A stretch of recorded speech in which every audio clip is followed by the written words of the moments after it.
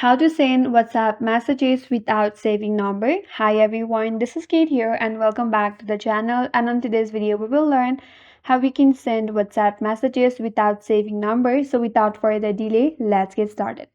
For that, you have to open up Google in your device. Once you open it up, navigate to the search bar and in the search bar type in wa.me, then slash, then you have to type in your country code. After that, type in the number that you want to send the messages without having to save it in your device. Make sure you type in your correct number, then search for it. That's directly gonna take you to the chat page on your WhatsApp. Now you can message the contact from the WhatsApp without having to save the number. That's it, and that's all for today's video. Hope this video was helpful, and if you're new to our channel, consider subscribing. Thank you for watching and stay tuned for more videos.